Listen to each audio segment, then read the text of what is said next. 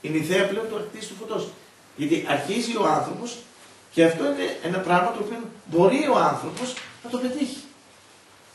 Αρκεί να αρχίσει να συνομιλεί, να το βιώνει μες στο κελί του, όταν προσεύχεται, όπου κινείται, σε οποιοδήποτε χώρο είναι και λέει το Κύριε σου Χριστέ, ελέησόν με, είτε στο στασίδι, όταν κάνει στην ακολουθία, είτε συμμετέχει και λειτουργεί, να έχει προσωπική επαφή με τον Χριστό. Να καταλαβαίνει εκείνη τη στιγμή ότι ό,τι λέει το απευθύνει στον Χριστό. Το απευθύνει στον Χριστό. Αυτό θέλει. Και τότε νιώθει ότι καίγεται μέσα του, ότι όλος ο άνθρωπος, πέρα του ότι νιώθει μια γαλήνη, όπως προηγουμένως είδατε βούρκωσα. Γιατί βούρκωσα? Γιατί μεταφέρθηκα μέσα στον παράδεισο τη στιγμή που ο Θεός γυρίζει και του λέει, και φτάνει στο σημείο και του λέει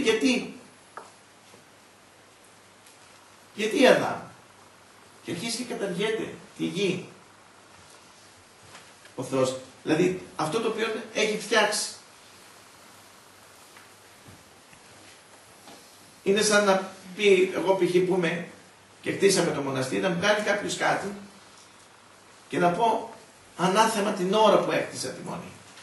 Ανάθεμα την ώρα. Την κατάρα μου να έχει αυτό το μοναστήρι. Σκεφτείτε πώς αισθάνθηκε ο Θεός, σε ποιο σημείο είχε φτάσει εκείνη την ώρα. Έτσι είναι ανθρωπομορφιστικές εκφράσεις. Γιατί ο Θεός ούτε οργίζεται, ούτε καταργέται. Έτσι.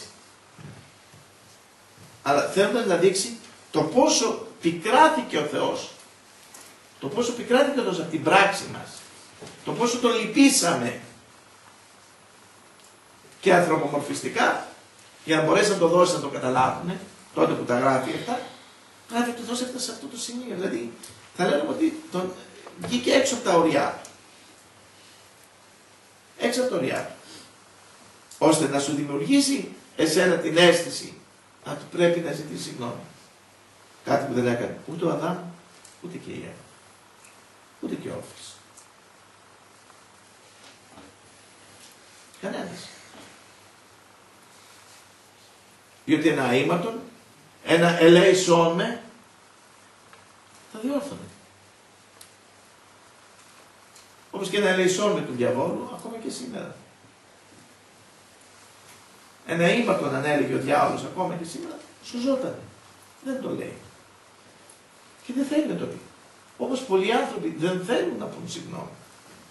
Δεν βλέπεις μερικά παιδάκια που τα κομπανάς κιόλας και δεν ζητάει συγγνώμη. Και μεγαλώνουν και δεν ζητάνε άνθρωποι που δεν λένε το ήμαρτο συγγνώμη. Όχι μόνο για ό,τι έχουν κάνει απέναντι του Θεού, αλλά πολλές φορές γιατί έχουν κάνει στον συνάνθρωπό τους. Δεν ζητάνε συγγνώμη.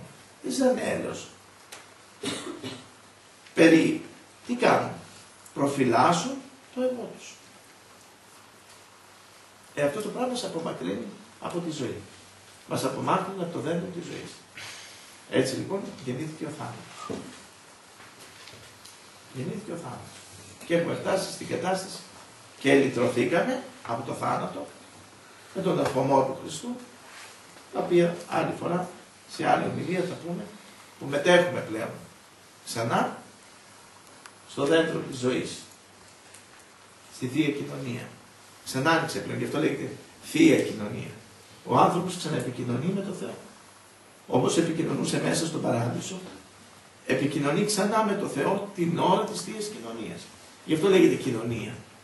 Κοινωνία ξανά με τον Θεό, όπως μίλαγε ο Αδάμ και η Εύα, όπως μίλαγαν όλοι αυτοί μες στον Παράδεισο, το ίδιο δίνεται σε εμάς η ευκαιρία και ξανανοίγουμε αυτή την επικοινωνία. Η οποία επικοινωνία αυτή τη λέει κόπηκε. Το είπε ξεκάθαρα. Έβαλε χερουβίμ με πύρινη ροφέα και κόπηκε. Και έρχεται τώρα ο ίδιος ο Χριστός και μας ανοίγει αυτή την κοινωνία. Άνοιξε πλέον. Μπορούμε και επικοινωνούμε. Και γι' αυτό η Θεία Κοινωνία λέγεται άρτος ζωής, αντίδοτο του θανάτου, φάρμακον αθανασίας, ζωή αιώνιος, θεία κοινωνία, γιατί πλέον άνοιξες ξανά, μπορείς πλέον και μιλάς. Και μπορείς το σπουδαιότερο πώς να τον αποκαλέσεις. Πατέρα. Όπως τον έλεγε ο Αδάμ και η Εύα. Μπορείς να τον ξαναλες πάλι πατέρα. Που είναι πολύ σημαντικό το να λες τον άλλον πατέρα. Να μπορείς να τον πεις πατέρα κάποιον. Και ταυτόχρονα είσαι το παιδί του. Είσαι το παιδί του. Αν κάποιος από εσάς φύγει από τη μονή, δεν μπορεί να σε πει πατέρα πια. Δεν μπορεί να σε πει πατέρα. Δεν είσαι πλέον ο πατέρας του. Και ξέρετε πόσο σημαντικό είναι να πεις ξανά τον άλλον, να ξανανοίξεις αυτή την επικοινωνία και να τον πεις πατέρα. Πάρα πολύ σημαντικό. Και αυτό μας δίνει λοιπόν ο ίδιος ο Χριστός. Ότι πλέον θα τον αποκαλείτε πατέρα. Και γι' αυτό είναι ο λυτρωτής μας, γι' αυτό είναι ο σωτήρας μας, γι' αυτό είναι ο Θεός μας. Ξανάρχισε πλέον αυτός ο διάβολος αυτό μεταξύ ουρανού και γη. Πρέπει λοιπόν να αποκτήσουμε προσωπική επαφή με τον Θεό. Να έχουμε προσωπική εμπειρία με τον Θεό. Και τότε ο Θεός φανερώνεται, γιατί ο Θεός αποκαλύπτεται. Δεν τον ανακαλύπτουμε. Ο Θεός αποκαλύπτεται. Αυτός μας αποκαλύπτει. Σε αυτό να δώσουμε τη δόξα και τη δύναμη στους αιώνας των αιώνων. Αμήν. Διευχών των Αγίων Πατέρων ημών, Κύριε Ιησού Χριστέ, ελέησον στους εμάς.